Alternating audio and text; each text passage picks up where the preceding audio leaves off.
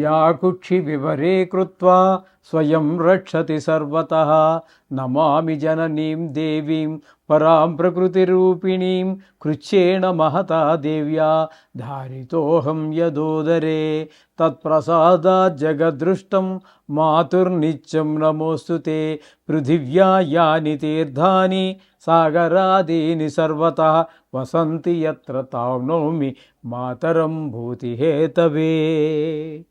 మాతృదేవో భవ పితృదేవో భవ. ఇప్పుడు మనము ఏప్రిల్ నెల 2026 సంవత్సరంలో ద్వాదశ రాశుల వారికి గోచార ఫలితాలు ఏ విధంగా ఉన్నాయో సశాస్త్రీయమైన పద్ధతిలో తెలుసుకునే ప్రయత్నం చేద్దాము. ఇందులో నా కల్పనలు కానీ అబోధ కల్పనలు కానీ ఏమీ ఉండవండి. శాస్త్రం ఎంతవరకు చెప్పిందో అంతవరకు చెప్పడం జరుగుతుంది. ఇంకో ముఖ్యమైన విషయం ఏమిటంటే ఇది గోచార ఫలితాలు మాత్రమే.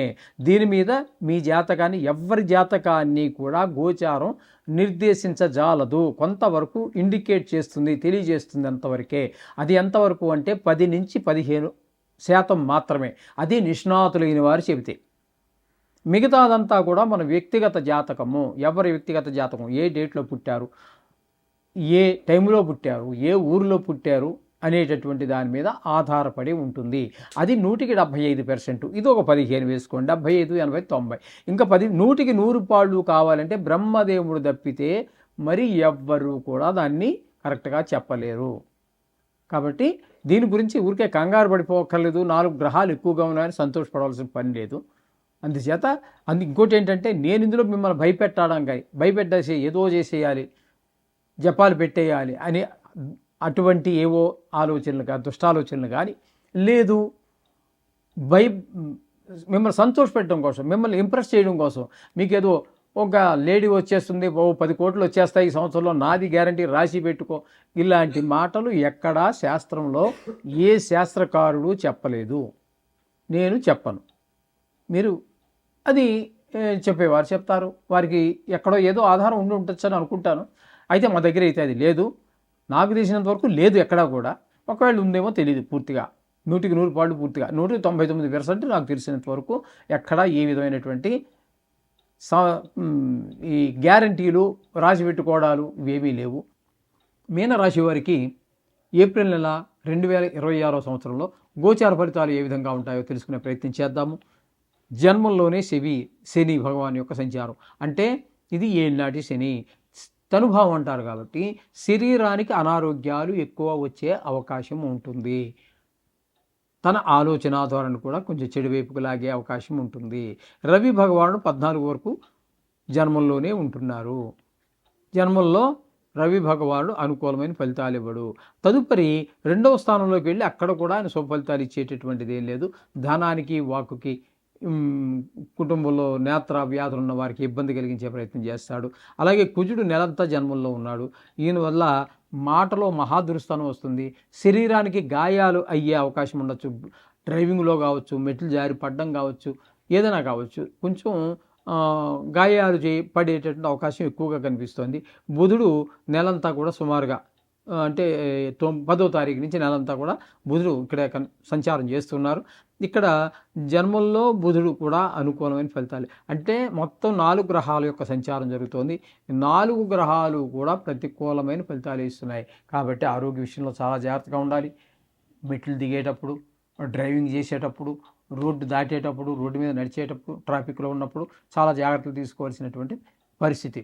ఇక ద్వితీయ స్థానంలో శుక్రుడు 19వ తారీఖు వరకు, తదుపరి తృతీయ స్థానంలో 20 నుంచి నెలాఖరు వరకు. ఈయన మాత్రం ద్వితీయ, తృతీయ స్థానాల్లో 2 చోట్ల కూడా సుఫలితాలే ఇస్తాడు. కాస్త ధనానికి ఇబ్బంది లేకుండా ఉండే విధంగాను, కుటుంబంలో ఆహ్లాదాన్ని కలిగించడానికి శుక్రుడు ప్రయత్నిస్తాడు ద్వితీయ స్థానంలో. తృతీయ స్థానంలోకి వెళ్ళాక అందరి యొక్క సహాయ సహకారాలు అందరి ద్వారా మనకు బాగుంటుంది. అలాగే ఇక చతుర్థంలో గురు సంచారం. చతుర్థంలో గురువు గోచారరీత్యా యోగించజాలడు.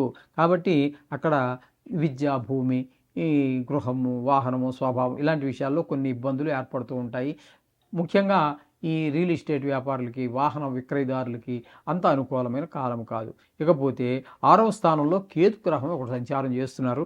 ఈ కేతు 6వ స్థానంలో ఉండటం అనేది చాలా శుభ ఫలితాలు ఇస్తుంది. ఆరోగ్యాన్ని బాగుండేలా చూస్తాడు. అప్పులు మనకేమైనా ఉన్నట్టయితే తీర్చే విధానం మనకి చూపిస్తాడు. లేదా అప్పు కోసం ప్రయత్నిస్తున్నామా, అప్పు పుట్టే విధంగా మనకు సహకరిస్తాడు. ఆ తీసుకున్న అప్పుని సక్రమంగా ఉపయోగించుకుని మన అవసరాలు తీర్చుకోవడానికి చాలా అనుకూలమైనటువంటి కాలంగా కేతువు మనకి సహకరిస్తాడు ఈ నెల రోజులు కూడా. ఎవరికి? మీనరాశి వారికి. కాబట్టి మీరు మొత్తంగా మనం చెప్పుకోవాలంటే వీరికి అనుకూలమైనటువంటి ఇంకా రాహువు వ్యయ స్థానంలో ఉన్నారు. బుధుడు 9వ తారీఖు వరకు, కుజుడు 2 రోజులు. ఈ 3 గ్రహాలు కూడా వ్యయ స్థానంలో ఉన్నవి. అన్నీ కూడా మనల్ని కొంచెం ఇబ్బంది పెట్టేటటువంటి ధన వ్యయము, ధన నష్టము, ఇట్లాంటివన్నీ జరుగుతూ ఉంటాయి. శత్రు భయము, కొంతమంది కారాగార శిక్షలు పడడం, ఈ విధమైన పరిస్థితి ఉంది. మొత్తంగా మనం చెప్పుకోవాలి అన్నట్టయితే మీనరాశి వారికి ఉపయోగపడే గ్రహం ఏంటంటే ఒక్క శుక్రుడు పూర్తిగా అనుకూలుడు, కేతువు ఒకడు అనుకూలుడు, అంతేనండి. ఈ 2 గ్రహాలు మాత్రమే అనుకూలం ఉన్నాయి. తక్కినవన్నీ ప్రతికూలంగానే ఉన్నాయి. కాబట్టి వీరు తప్పకుండా నవగ్రహ జపం చేసుకోవటము, వీలుంటే కనీసం 9 రోజులైనా, 41 రోజులు పెద్ద కాలం అక్కర్లేదు. ఎందుకంటే నెలలోనే 41 రోజులు లేవు, మండలకాలం లేదు. కాబట్టి నెలంటేనే 30, 31, ఫిబ్రవరి లాంటిదైతే 28 రోజులు, 29 రోజులు వస్తుంది. కాబట్టి కనీసం 9 గ్రహాలకి 9 అనుకూలం మనం లెక్క పెట్టుకున్నా ఒక రెగ్యులర్గా కాస్త ఏదో టైంలో మీకు వీలు చిక్కినప్పుడు పొద్దున కావచ్చు, సాయంత్రం కావచ్చు, శుభ్రంగా గుడికి వెళ్ళి ప్రదర్శన చేసి మీ కష్టాన్ని ఆ నవగ్రహాలకు విన్నవించుకోండి. తదుపరి గుడిలో ప్రధాన దైవం ఎవరైతే ఉన్నారో ఆ దేవుడికి ప్రార్థించండి. ప్రార్థించినట్టయితే మీ మీద ఆ గ్రహాల యొక్క దుష్ట ప్రభావం అంతా కూడా తగ్గుతుంది. కొంచెం నెల